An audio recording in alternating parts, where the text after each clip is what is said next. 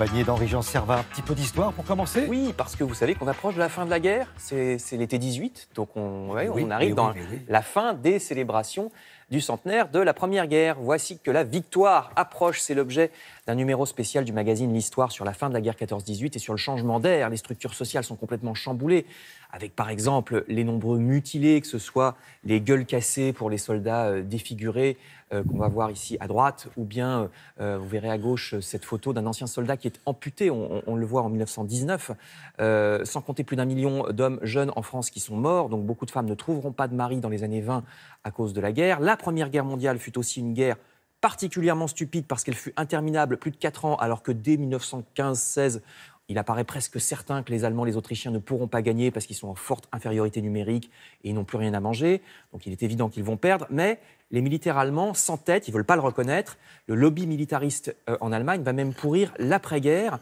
Les militaires, tenez-vous bien, vont prétendre que l'armée allemande n'a pas été vaincue et que c'est parce qu'il y a eu la révolution de gauche à Berlin qu'ils ont été obligés de demander l'armistice sur le terrain militaire. Alors que c'est faux, c'est le contraire, chronologiquement. Il y a d'abord c'est ce qu'on appelle le mythe du coup de poignard dans le dos, même propagande en Allemagne avec le soi-disant diktat du traité de Versailles.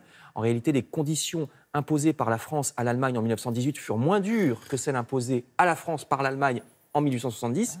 On les a mieux traités que l'inverse 50 ans avant.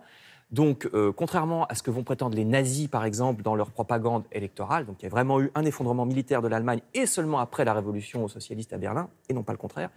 Bref, c'est passionnant, c'est un retour sur l'histoire en cette fin de commémoration du centenaire de la Première Guerre. Vous avez vu brièvement le traité de Versailles, parce qu'on en parle, mais on ne le voit pas souvent, vous le voyez derrière moi.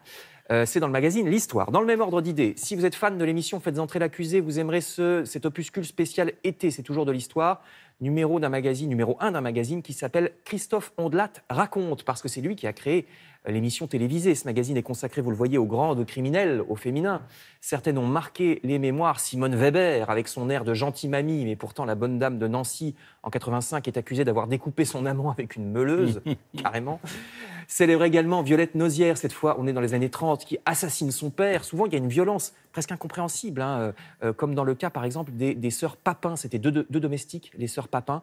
Je ne vais même pas détailler ici ce qu'elles ont fait à leur patronne, tellement c'est sanglant. Il y en a comme ça un peu plus de 100 pages sur les criminels au féminin, avec d'autres un peu moins connus. Ça s'appelle Ondelat raconte et c'est dans les kiosques. Plus pacifique, beaucoup plus pacifique. Je termine avec le numéro estival du magazine Magique Maman spécial été avec bébé, je cite. Parce que les bébés sont fragiles, les températures estivales peuvent leur nuire, de même que les moustiques.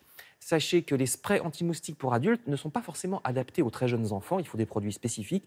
Sans oublier une moustiquaire sur le lit ou la poussette, c'est encore le mieux. Le magazine donne aussi des conseils pour donner correctement, en toute sécurité, le bain aux jeunes enfants, ce qui est toujours bien quand il fait chaud, bimestriel Magique Maman. Et puis, pour bébé comme pour nous, ça n'est pas plus mal de manger bio, surtout en été avec l'abondance des fruits et légumes. Le magazine Mag in France fait le point sur les labels des produits bio afin de s'y retrouver dans les produits certifiés bio. Très, très bonne Mag idée. in France. Merci beaucoup. Aurons-nous le plaisir de vous retrouver un petit peu plus tard? Alors, oui. Ça sera avec plaisir. Non, oui. Merci beaucoup.